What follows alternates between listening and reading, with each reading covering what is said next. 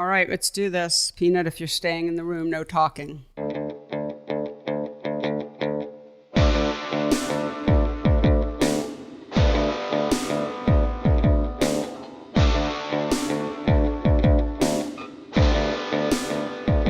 Hello, and welcome to the PhotoWork podcast, the talky and touchy-feely version of my book, PhotoWork, 40 Photographers on Process and Practice. I'm Sasha Wolf, recording today once again from the mothership on the Upper West Side of Manhattan in New York City.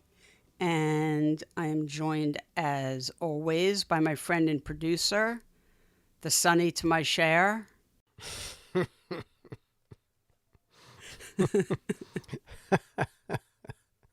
I need to change my clothes. I need some kind of like red velvet tux or something. You're not the tallest guy, so No. but It works. I think Cher was quite tall, and That's true. I in no way resemble Cher. So if anything's off there, it's me.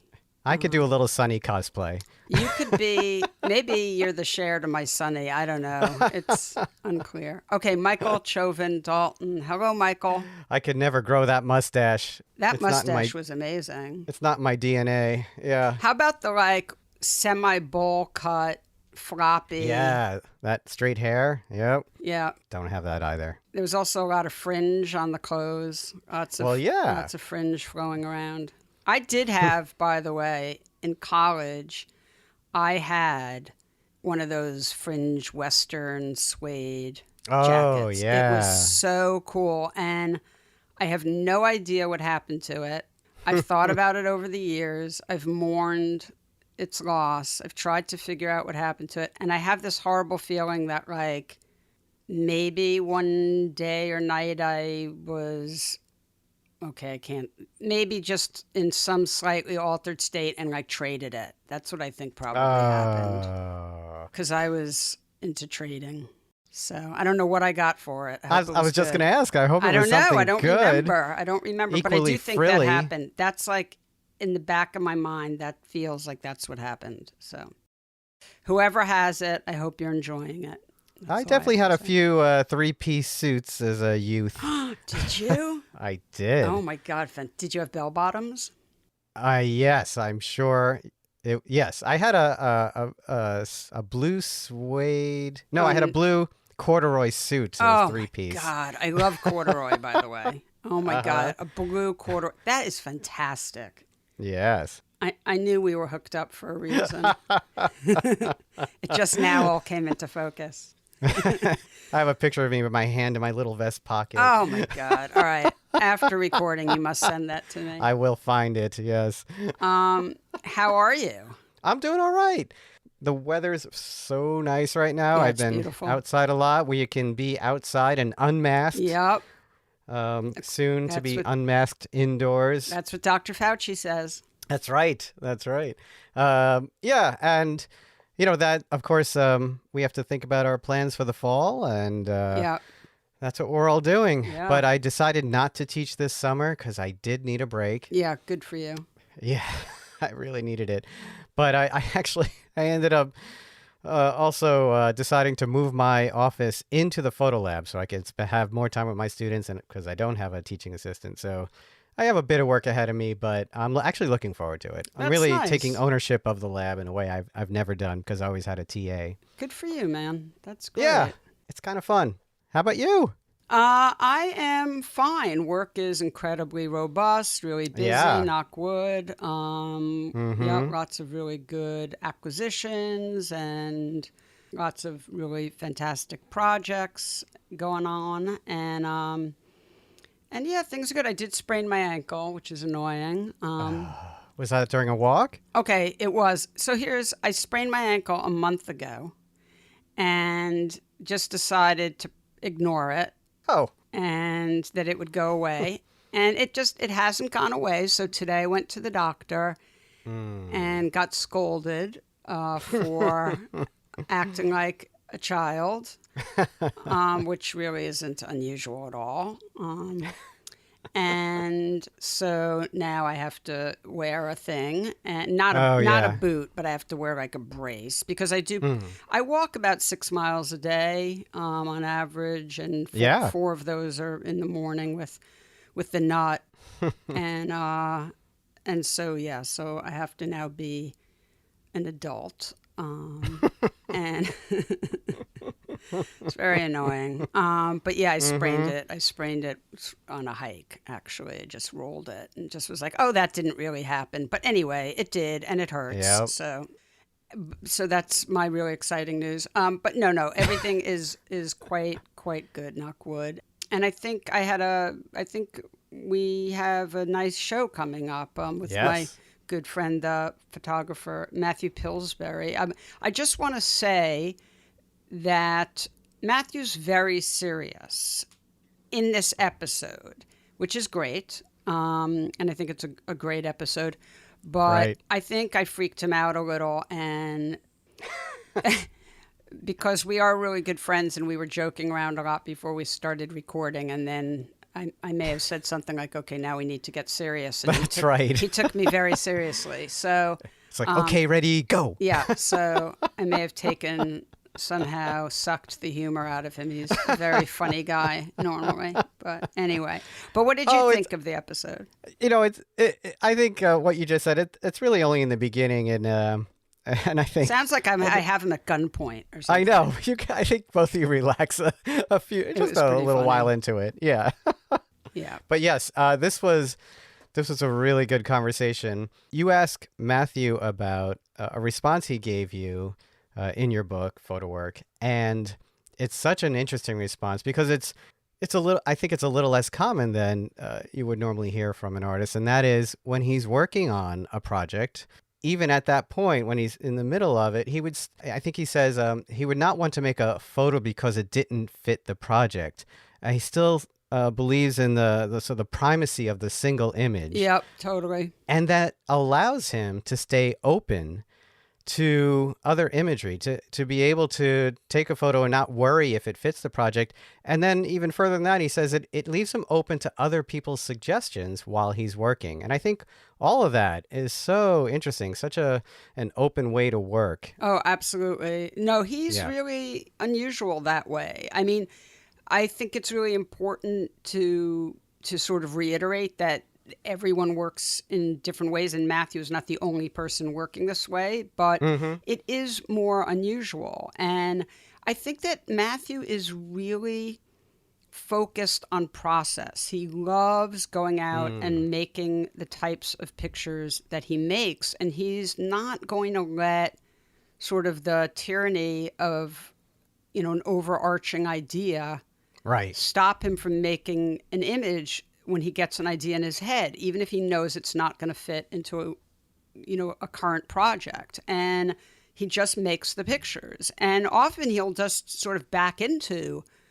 a project by putting together pictures that he's made after the fact. But he gets really, he's very place oriented. So he gets very excited about shooting in a particular place, and he's just going to go make the picture. Whatever happens, happens. He's just going to do it. He just loves shooting the way he shoots, Right.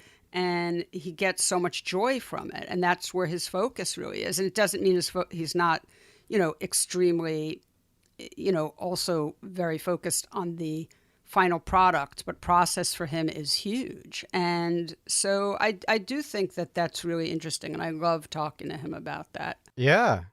Yeah. And, you also have a pretty extensive conversation about being able to identify the artist either implicitly or explicitly in their work. Oh, yeah. And that's a fascinating Yeah, conversation. it is. Yeah. It is. I try and put him on the couch. He resists a bit.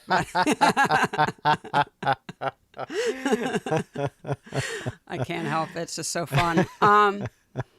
Yeah, no, it's a really great conversation. One thing that falls into the cleanup on aisle 10 category is that he and I think more than once, although maybe, anyway, once or twice we mention his old gallery, which was Ben Ruby Gallery, but he's been for the past couple of years, and it just doesn't come up, and not because he doesn't he didn't ask me to say this, by the way, but I know how he feels about his relationship with Edwin Houck Gallery, which is where he's been the past couple of years, and it's a great relationship. So I wanted to mention, because I also know those guys over there and I know how hard they work, and so I wanted to give a shout out to the fact that's where he's been the past couple of years. So Oh, yeah.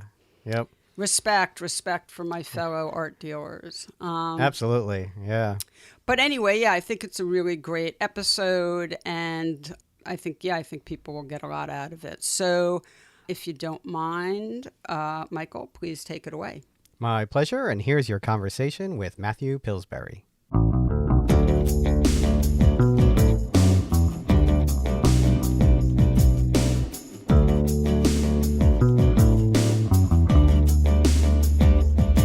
Matthew Pillsbury, welcome to the PhotoWork podcast. It's great to finally have corralled you. I'm really excited to be here with you. I did try and get you on early on, but you were waiting for proof of concept. I was waiting to be in a more optimistic headspace to talk about photography. During the pandemic, it felt I was shuttered at home and didn't feel like I had as much to offer as to my outlook onto the world. Yeah, no, I do remember that. And you were waiting for proof of concept. No, just yet. Matthew and I are pretty old and very close friends, so there'll be some ribbing. We've already begun. So, Pretty Matthew close, that's insulting. What's that? Pretty close, that's insulting. Extremely close. We are extremely close. So I ask everyone who comes on to just give me a little bit of background. This saves me from having to read biographies. So if you could just tell people how what your journey was to today. So I was born to American parents in Paris, France, and both my parents were involved in the arts. My father was the director of the American Center. My mom was a print dealer. I went to a public French high school and thought my life would be based in France, but decided to go to the States for college. So I came here when I was 17 and very quickly realized that, in fact, there was quite a bit of American inside me, and found my way to make a home in New York, where I've been living now since 97. And you came to go to Yale. I did, and that's where I started. I'd been taking photographs since high school, but it's where my interest in photography became more focused and was definitely brought to the front. Initially, I thought I would be more interested in film, and that's what I'd imagined I would graduate in college from. But in the process of taking film and photography classes, realized that my passion was more directly with photography. And I know after that you got your master's at School of Visual Arts. School of Visual Arts. You didn't have to say that. I did know that. I was going to say SVA, but it's good you actually said it out. I think these shorthands are not always helpful for people who don't know School of Visual Arts. Yeah, I'd spent my 20s continuing the work I'd started at Yale, and sort of had felt that I was at the end of the kind of progress I was doing on my own, and really felt that I needed time for critique and more supportive environment in which to develop my work. And it felt like the right time to go to grad school. So I'd waited from when I graduated undergrad until I was 30 to go to graduate school, which to me felt like the right decision. What did you what did you study at Yale? I was reluctant to be an art major because they don't have a photography major, and I just didn't think I was someone who would be interested in painting or sculpture or any of the other mediums. So I was an art history major until the beginning of my senior year, and luckily someone convinced me that I was just being stupid and refusing to see the importance of actually doing a major in the arts. And so the summer between my junior and senior year, I took the requirement intro classes in drawing, painting, etc. And then my senior year was able to do my thesis project in photography, which was an amazing experience. Did you ever think to go to Yale for your MFA? Because, of course, it's one of the best photography MFA programs. They really dissuade people who've been there as an undergraduate, and particularly people who've done photography, one of the arts, as undergraduates from doing the graduate program there, because one of the strengths of the program is that you get to study with the teachers that are the graduate teachers. So I took classes with Todd Papajorge, Gregory Crutzen, and of course Lois Connor, who was my thesis advisor. And so going back for grad school didn't seem as interesting because I'd already taken classes with them. And I thought, and the school encourages this, that it's more interesting for students to go study outside the department and find another place in which to study. And I think initially the adjustment to SVA was very difficult. It's a very different kind of environment. And I'd spent a lot of time listening to the graduate critique classes at Yale, and they're very intense. It's a very small program. And so people get very intense in the conversations that they're having. And at first, I thought the approach at SVA seemed more casual, but quickly realized that it also allowed for a broader number of voices to be heard in part of the class environment. And I really loved my experience in both programs equally. They're very different programs, but I felt very fortunate for both of them. Who was your mentor or sort of main teacher at SVA? So my first year I was with Penelope Umbrico, and that's where my work took a sharp turn from the work I'd been doing in college, which was mainly landscape, to starting to photograph my friends, and eventually photograph my friends watching their favorite TV shows and using, for the first time, long exposures to do that. So even though it was the first year, in a way, my work took the biggest leap working with Penelope. And then my second year, I was studying with Sarah Charlesworth, and my thesis advisor was Abelardo Morell. I mean, I'm laughing, you just have had really such incredible professors.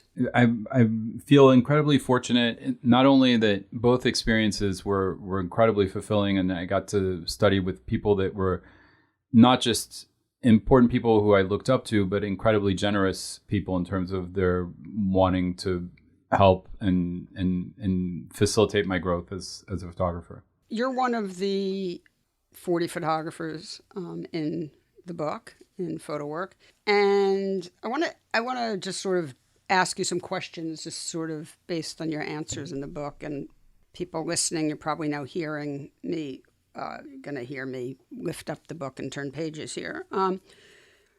So one thing is, well, first of all, explain what your sort of the way you make pictures now.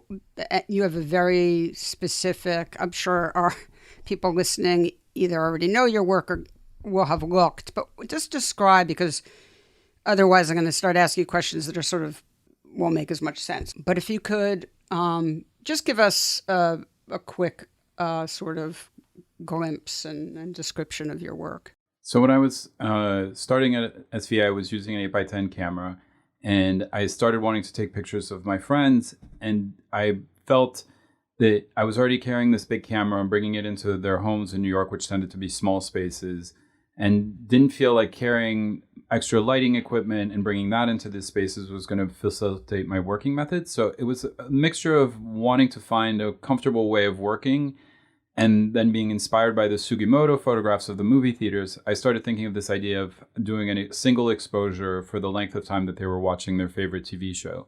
So I would go into their homes, set up the 8x10, and for a half hour or an hour, depending on whether they were watching a sitcom or a drama, take a single exposure with no additional light in the room other than the ambient light coming from the television and whatever city light was filtering in. Over the years, I've started taking that method and expanded it to photographing different settings, both public and private, indoors and outdoors, daylight and night. But all the work is using available light and a exposure that now ranges from a few seconds to an hour or longer in a few cases. Also shooting in color. And so I starting with the project I did in Tokyo about 4 years ago, I started shooting digitally. And I think it was more than 4 years ago. I hate to break it to you. It was like 6 years ago. Listen, you young people who are listening, this is what happens when you get older. So it was 2014. So it was 7 years ago. Yeah. So 7 years ago, I've switched from the 8x10 to working with a digital medium format camera. And in part of that was a desire to also be able to work in color. Something I'd done a little bit with the 8x10, but the cost of doing so meant that I was more afraid of experimenting. And so I ended up not shooting as much in color. And with the project I was doing in Tokyo, I knew I wanted the freedom of making pictures both in color and black and white without sort of the having to worry about which film holders were loaded with which film, et cetera, et cetera. And so, and actually in the years since, I would say initially it was really split evenly. And now I would say most of the work I've been making has been in color with still some images in black and white. Yeah, I feel like you really, not everyone who starts shooting in color really uses the color. It's a funny thing because I find often with artists that they switch, but I can't quite figure out why. And if it's someone I'm working with and I have the opportunity to sort of talk to them about it, yeah, sometimes I'm a little surprised by sort of the lack of focus on color, like they're not thinking about color palette or what the color is actually adding to the picture. What happens when you lose the sort of less literal world that you get when you're shooting in black and white. But I feel like with you sort of have really made use of color from jump. Do you feel that way? Well, thank you for saying that. I've definitely embraced color. And again, it's sort of the importance of my years in grad school. I had two classmates from grad school that really helped me when I made the transition for color. It was like learning a new language. And it felt like a process, but I was really interested in exploring it, and it's definitely has taken on a very big part of the work that I do. As I said, now I think probably a dominant part of it. Do you miss black and white? Do you miss thinking in black and white as an artist? I don't. It's like it's a language. It's sort of the way that I still speak French, and it's still a part of my life, but it's no longer the language I use day to day. It's there, and I still, in most cases, am completely clear when I'm making a photograph whether it's going to be a color photograph or a black and white image. And there's a handful of instances where I have remained sort of on the fence, and I look at the image both in color and black and white and am torn about it. But I felt like it was adding a tool to my arsenal of ways of making images. It's become just very exciting to have that added palette to use when making photographs. Let's just go back to, you sort of briefly mentioned sort of a seminal project for you, the project where you were photographing your friends in front of the computer or watching television. You did this in black and white, in large format, an 8:10 film. This project was called Screen Lives.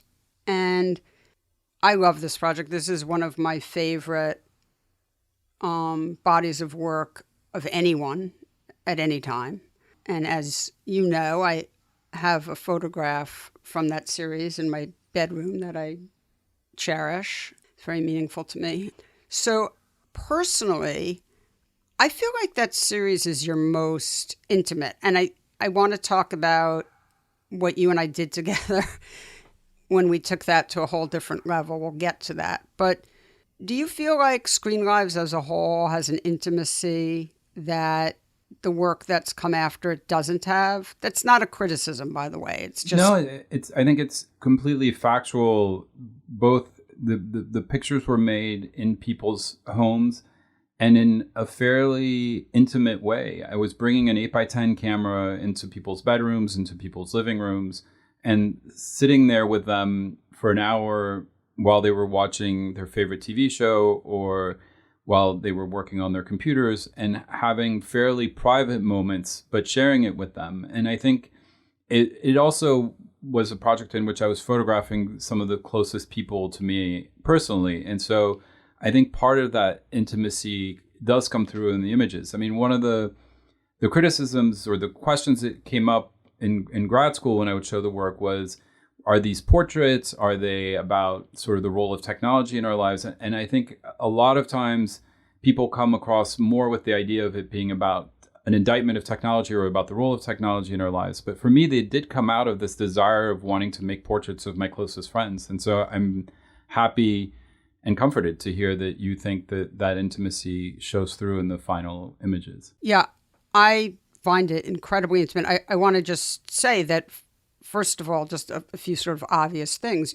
You're much closer to the people, literally. You're not on a street or in at the Tate Modern or at the Museum of Natural History getting like a huge crowd of people. This is you in a small space, and the camera is pretty close to the person or people. I also just want to mention, because I think it's important so people have a sort of can imagine what we're talking about. People were allowed to get up. They didn't have to, it's not like posing for, when you're being, someone's drawing you or painting you. They're not rendered. You can't tell who it is, right? In most of the pictures, it's and I think that also came out of my failings as a photographer in a certain way, which was that I felt really uncomfortable with the sort of seduction that you have to do when you're making someone's portrait, in terms of making them comfortable slowly in front of the camera so that they reveal something about themselves. And I truly admire some of my friends and photographers I know who are able to do that with people they know or with strangers. But for me, it was incredibly uncomfortable. And so using the long exposure was a way of removing that element from the process and just letting them know, just do what you would normally do while while you're watching TV. And if you get up to get a cup of coffee, or if you go answer the phone, feel free to do that while I'm making the picture. That'll become part of sort of the way you experience this moment. But it meant that I no longer had to say, look a little bit to the left, or, try this, try that. It was a way of just allowing, and people would start off sort of uncomfortable, but then over the first few minutes sort of forget that the camera was there and that they were, trying to do things. And it meant for a different kind of experience. And it again found a way to play to strengths I have, or at least not have my weaknesses become a problem in the pictures I was making. And I think part of the intimacy too is the fact that the pictures were made with an 8x10 camera meant that the details in the people's space were incredibly well rendered. And so even though you don't see my friends, you see the books that they're reading, the magazines they have, the objects they have. And there's a way in which the invasion of their space is a way of getting a sense of who they are. It's a little bit like walking into someone's house while they're away and being able to glance at and imagine who they are. Something, if you stay at an Airbnb or something like that, you try to get a sense of the people through the space and how they live. And I think the photographs allow you to do that in a certain way. And just to be clear, the people aren't perfectly rendered because they're not staying still, but you do see a ghostly outline. And it's really sort of amazing to me how intimate they do feel, even though you can't pick up people's facial expressions and that sort of minutia. And in a way, the work always reminds me of how I feel about, I've always loved Dorothea Lange's photographs of people from behind. I feel like she was so great at the body language of the people, made it so that I came to her when I was very young, but I always found it very easy to sort of just imagine what the people looked like. And I feel that way with those pictures of yours. I think we all have accepted that the camera's ability to freeze a moment in time, usually a very short one, allows us to see things in the world that we can't see ourselves. So that, you have Muybridge studying motion and revealing to us the actual mechanics of a horse's gallop. And I think my hope is that with a long exposure, you're also seeing things in the world that we sort of know to be true, but that we can't actually see ourselves. And so the people, through how much they move or how they move over the course of that hour, reveal themselves in a way that's very revealing and interesting, in that we don't perceive it obviously that way ourselves. We can tell if someone fidgets a lot or moves a lot or doesn't move a lot, but seeing it as a single image reveals something about them that we don't normally see. And I think that's very interesting. By the way, I know that part of Screen Lives has to do with the commentary on technology, but I actually always find that series to sort of just be about quiet moments. I think that's why I read it as very intimate, because these are such quiet and personal moments when we're watching television and when we're in the privacy of our own home. It's like everyone's guard is just down, and then you sort of disappear with this long exposure. And so it just feels totally natural. It's weird because, again, I'm filling in so much because it's so hard to actually see the people in the pictures, but yet it's always had such a profound effect on me. So after Screen Lives, one thing that's really interesting is, I want to just read something. This is, you're really an outlier here. In the book, one of the questions is the idea of a body of work important to you? How does it function in relation to making a great individual photograph? And you wrote, it's secondary to making a great individual image, though obviously I hope for my images to come together and make some sense as a group. But they are each conceived individually, and I definitely have some images that exist on their own. Sometimes their place in the larger body of work becomes more apparent over time, and sometimes they remain standalone images. That is very unusual. And I wonder if you can talk about working that way, because obviously we're talking about after this project, Screen Lives, we've now described, that really has become your dominant way of working, which is to say the individual image.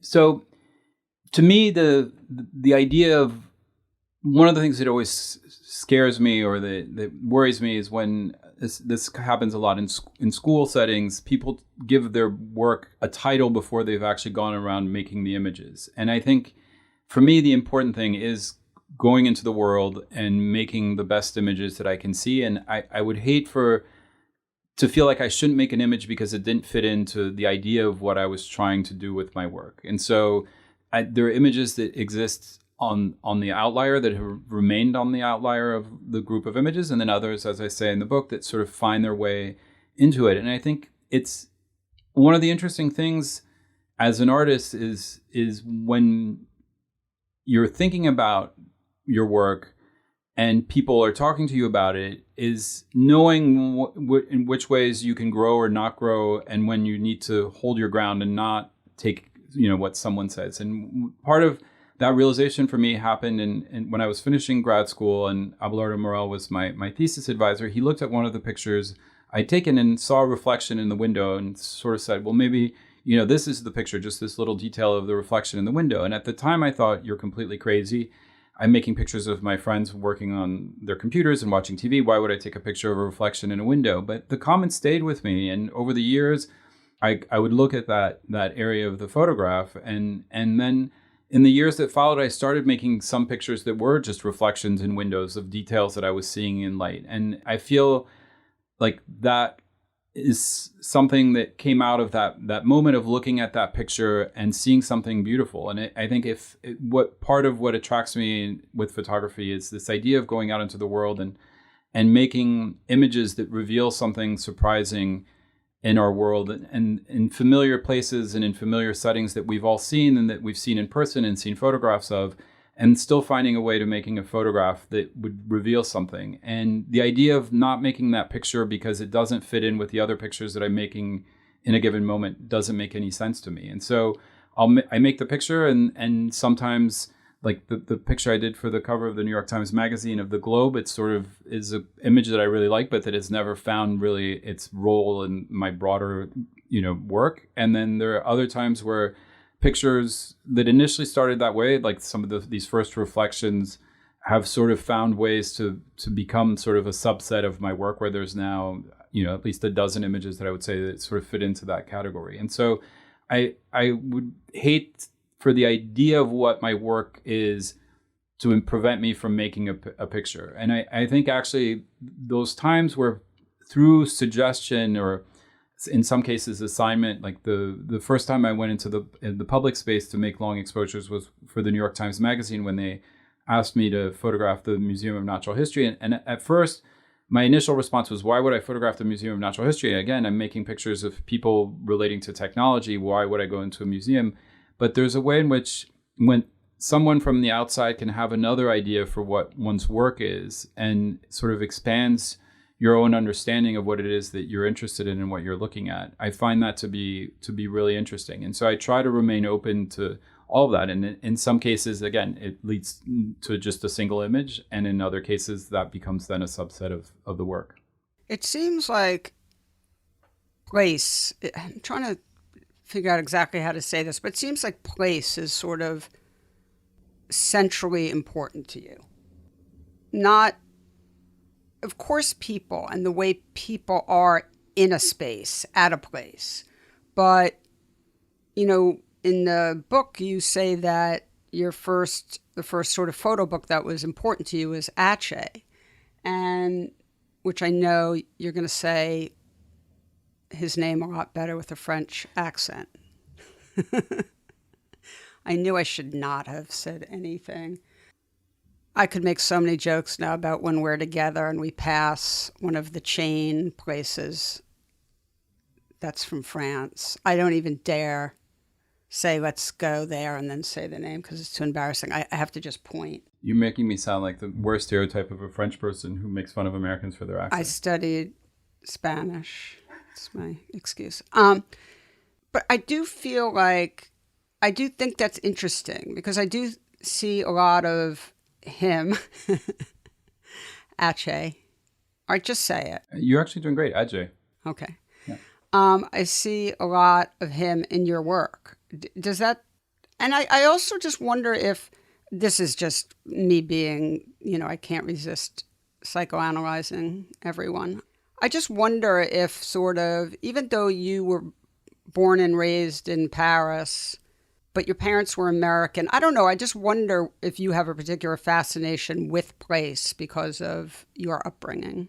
I think, Ajay was the first photo book I was given. And again, this idea of seeing spaces that but seeing them through photography shown to you in ways that surprise you. And so what was sort of magical about it was seeing pictures of the city I was living in, but seeing it in a way that I hadn't noticed before. I mean, some of the pictures of doorways were taken literally 2 or 3 doors down from the door that I to the building I grew up in. And I would pass these buildings every day on my way to school.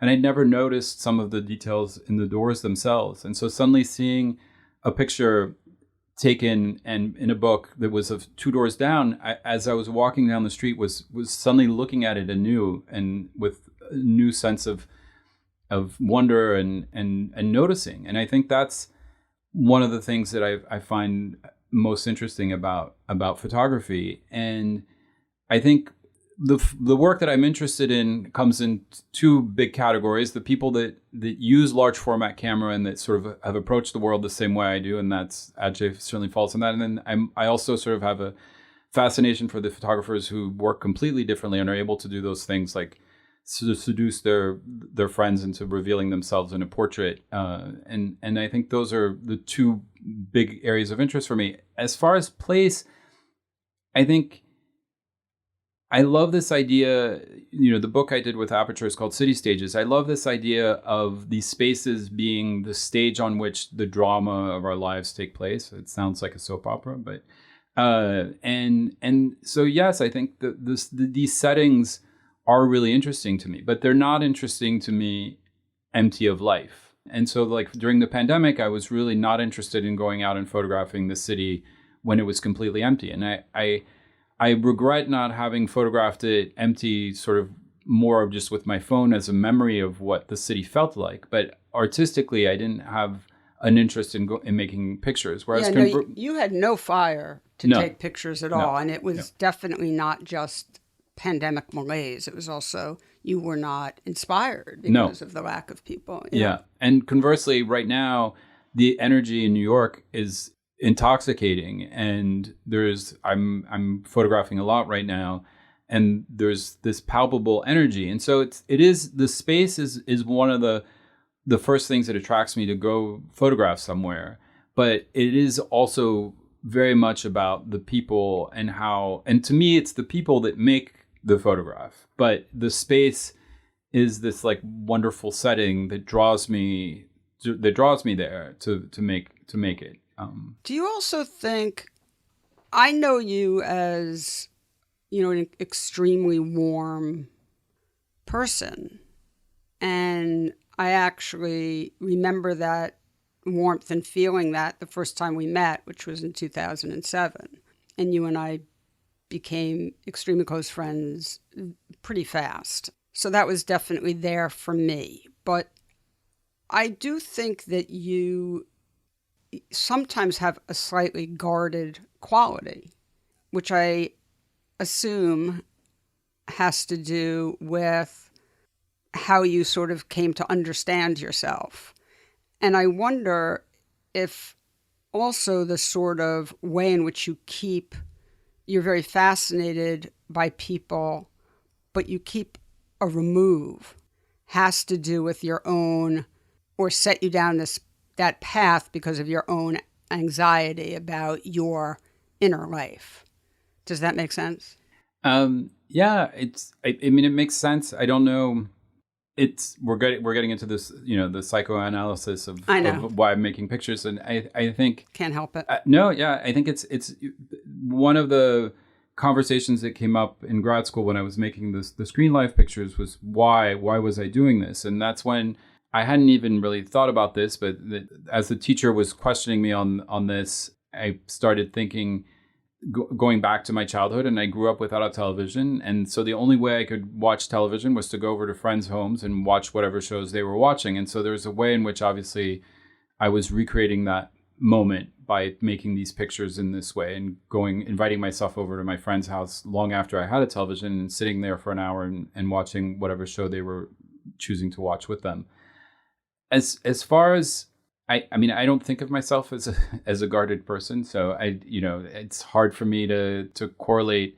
But I think as I was making those screen life pictures, it was concurrent with when I was coming out, and I think that there was a way in which I was also looking at the lives of people around me as sort of trying to understand how we were living and what was going on, what were the various forces in our lives, and as we then did when we did the edit for the Nate Me show, when I met Nate, who became my first boyfriend, a lot of the pictures became about our life together and him. And I think definitely I used photography as a way to try to understand my life and who I was and what, my relationships have meant. But so this is interesting because I understand, this is what I'm sort of trying to get at, which is it's so fascinating to me because I know what you're saying. I mean, I know this to be true because of my relationship with you. But if you think about the way a lot of people use the camera to talk about their identity, it's extremely overt and extremely personal on the face of it. Yeah. Right? And we see that a lot now. There's a lot of work being made about identity. I happen to think all work is about identity. I've said that before because it's always revealing some part of our inner life. But there's a lot of work being made right now that's about identity in an extremely overt way. So even though your work was exploring your identity, like everyone's does, I think, it was not in any way overt. And I think that continues to this day. So, and when I say guarded, I don't mean, like I said, I consider you a very warm person. And I think most people find you very easy to talk to and approachable and whatnot. But you're not, you're not putting it all out there. That's what I mean. And, there's a reserve in your work. Do you not agree with that? Or do you not see that? I mean, I don't think the work is explicitly about my personal life, and so in that way, yes. And I think it is.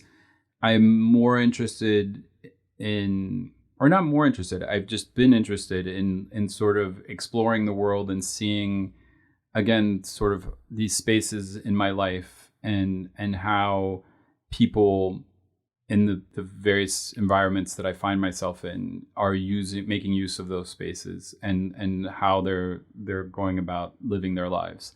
And it's not, I mean, I don't think my work has ever been purely autobiographical or, explicitly about my personal. Right. Explicitly. Yeah. I think it is autobiographical. It's just not explicitly autobiographical. Yeah. And that's the part, my guess is that that was as comfortable as you felt when you were younger. Anyway, okay. So, we've touched on Nate and Me a few times, and so that was a show that you and I did together. We started talking about it as an idea in 2012. I think we put it together in 2013, and then your gallery at the time, Ben Ruby Gallery, was nice enough to lend you to me, and I mounted that exhibition at my gallery in 2014, and I wonder if you could just talk about what it's like to sort of back into a show, because we grabbed those images from other bodies of work, and the connective tissue was Nate. your relationship with Nate. And it's an interesting way of sort of creating a body of work and the way we sort of, backed into it. So how did that feel?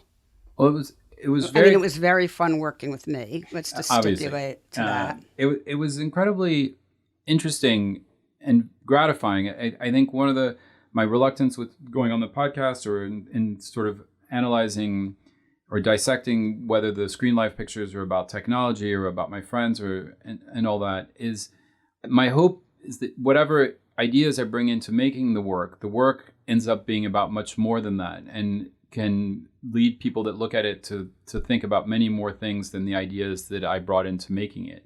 And so here we were looking at images that had been made over many years, over different, the book, in your book, we talk about series, and the images had been released as part of various groups of pictures that I'd released over the years. But to look at them with a different connecting thread, namely that to keep the focus that we were using, which was on pictures that I'd taken of Nate, pictures I'd taken of myself, and pictures that I'd taken of the two of us together. And it was really interesting to me that suddenly these pictures that had been taken for no reason interconnected to each other did tell a story that was really important to me, and that made the sort of personal nature of my work more readily visible. I agree with what you were saying. I think all work is inherently personal, and even some of the sort of grander public spaces have personal elements to it. But here we were taking pictures and revealing a personal part of my story as a person, that I'd been married in my 20s, had come out relatively late, and then had met Nate, and he became my first boyfriend, and sort of those years going from questioning myself and who I was to accepting myself as a gay man and embracing my first relationship, and how pictures that I'd made over that period of time were able to tell that story in a really revealing but interesting and photographically satisfying way. And I think, again, it's why I would not want to not make a picture because it didn't fit into a story, because the story can come later. And I think, to me, the importance is just to be going out and making pictures. And I think it's why when people say that they're stuck, and certainly last summer, for example, I was stuck, the way to getting unstuck is just to go and make pictures, not to be overly thinking about what comes next or what is the next step, but to remember that the important thing is to just be doing the work. I just want to underline that because I think it's so important. I'm sure people have come on the podcast and said the exact opposite. And this was the whole point of the book, PhotoWork, was that people work in different ways and you have to find what works for you. And Matthew's saying something really important here, that for him, you don't mind if I just repeat what you just said. For him, just going out and making pictures is so important, and that you don't have to know where they're going to land. And they can be sitting, in a box, the proverbial box for years and years. And then all of a sudden you find a place for them. Now, that a lot of people don't work that way, but many people do work that way. And so I think it's just super important. One other thing I just want to talk about that I think people listening will find interesting is how you developed, because you've touched on this a few times as we've been talking. It wasn't on my list to sort of ask you about, but I think it's actually important, how you've developed your commercial career. You've talked about assignments. So how did that come to be? You've had a really interesting career. It's just sort of rolled along, and developed, so that, you're one of these photographers, and I work with a number of them who, are really hired to shoot the way they shoot. They're hired based off of their artwork, and that's a really beautiful thing. And you even sometimes incorporate some of those assignment pictures into your artwork. And that's certainly always the hope when I go into making it. So it's just so the listeners understand, it's editorial assignments. I've yet to shoot any commercial work. No, only people like me get that confused. But it first happened. as I was finishing up at the School of Visual Arts, there's a competition, I think they still do it, where the New York Times Magazine was asking college students to submit their work. And I actually did not win the competition, which I was bitterly disappointed by. But they obviously looked at my work and within a few months called me to photograph the Museum of Natural History. And as I said, my initial response was, why would I do this? It's not at all the kind of work that I'm interested in making right now. But it was the New York Times Magazine, and it felt like an honor to be asked. And they were encouraging me to go and make pictures the way I wanted to photograph. And it was the beginning of a relationship that's now been going on for 17 years. That's been incredibly fruitful for me. And I realize not all the assignments have led to, personal work, and not all of them have led to changes in my personal work. But there are times where, again, someone comes to you with an idea for your work that ends up being a real gift, a moment in which the idea of one's work expands in that moment. And in going out into the Museum of Natural History and using the long exposures that I'd been making, but using them to look at the dinosaurs and the crowds moving in front of them and the planetarium, my idea of what my work was grew in that moment. And it was a really important moment for me as an artist, akin to that first semester at SVA in Penelope's class, or when Lois first showed me, the images she'd been making with her large format camera. This idea of suddenly one's own understanding of what one can do is expanded, and that is not something that happens every day, and it's a really special moment. And so the assignments that I've had have all been wonderful and really exciting opportunities, and in the best of cases, like photographing the Women's March for the New York Times Magazine, leads to an image that becomes a very important part of my own work. And then there have been other assignments where I make an image that's a well-made image of something that I was asked to photograph, but that, doesn't transcend that or become any more meaningful than that. But the goal is always to have it be something that's personal to me, and that the magazine will also be interested in using. And one last question. What has it been like to have various relationships with galleries? Because you've had representation for a long time, and you are represented by many different galleries, and you've changed galleries for various reasons. So how has that played a part in your life? I mean, I think, obviously to the outside world, I was an overnight success story, and my experience of it was much longer and more complicated than that. But my relationship with Bonnie Ben-Ruby was obviously an incredibly important one that will be always a relationship that will stand sort of apart, I would imagine. I went into her gallery as a senior at Yale, wanting to research a thesis paper that I was writing on Abelardo Morell. And she sat me down with a box of proofs, and we just started looking at pictures and talking about pictures. And over the years, I would show her my work, and she was very polite and kind in her assessment. And then all of a sudden, when I showed her the Screen Live pictures, she asked me if she could get a box of proofs to the gallery by the following week. And within a few weeks of that, it sold prints to SF MoMA, the Museum of Modern Art, and was on the way of planning my first show. So it happened very suddenly, but was long in the making. Long gestation. Exactly. And the relationship she and I had was a very close one, and led to my work going out into the world for the first time, and people seeing it and people collecting it, and to shows in other galleries.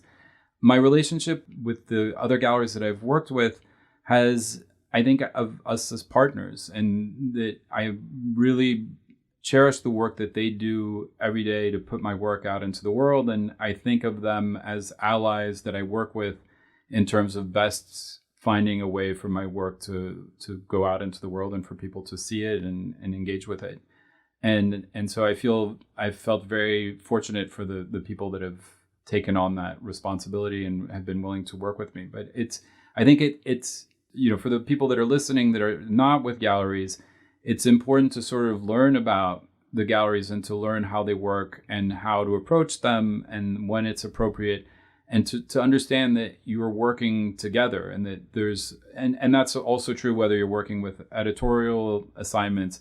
These are people who are doing their jobs and who have important things that they're doing. And so you have to find the ways in which you can work with them in a way that respects what they do and the work that they're doing, and is also the most successful at achieving what it is that I want as an artist, which is, making the pictures and getting the pictures out into the world. And I would just add one thing, which is that I think now the way the art world is sort of set up, I don't think you need to have a gallery anymore. I think it used to be way more important. But I think people are making really, big careers for themselves without galleries. I think for you, it's really helpful because you really are not someone who wants to sell yourself. That's not, I don't think, a place where you're comfortable. So I think it would be difficult for you to not have someone doing that for you. I was absolutely terrible at selling my work. I self-organized a few shows in my 20s and sold a grand total of, I think, 7 prints in 10 years at $300 a print for platinum prints, which is barely covering the cost of the platinum. And it made me deeply uncomfortable, and I was miserable at it. So again, I think the thing is finding those areas where you can play to your strengths and minimize your weaknesses, and while still challenging yourself on those weaknesses. But it's important to find ways to make work where you're not fighting something that makes you deeply unhappy, whether it's bringing lights with you on a shoot or trying to sell my own work. Those were things that just don't suit me, and I think were best left aside. And then other things I keep challenging myself, and hopefully will get better at as I continue doing it. Well, on that note, Matthew, thank you so much for spending time today. I'm so happy that I finally got you to agree to do this, and I love you, and I'll talk to you soon. I love you too. Thank you. PhotoWork with Sasha Wolf is produced by me, Michael Chauvin-Dalton of Real Photo Show. The executive producer is Sasha Wolf, and our theme music is by J. Walter Hawks. You can hear PhotoWork on all your favorite podcast platforms. Please rate and review the show on Apple Podcasts, Stitcher, or Spotify, and be sure to subscribe on any one of those services or wherever you listen to podcasts.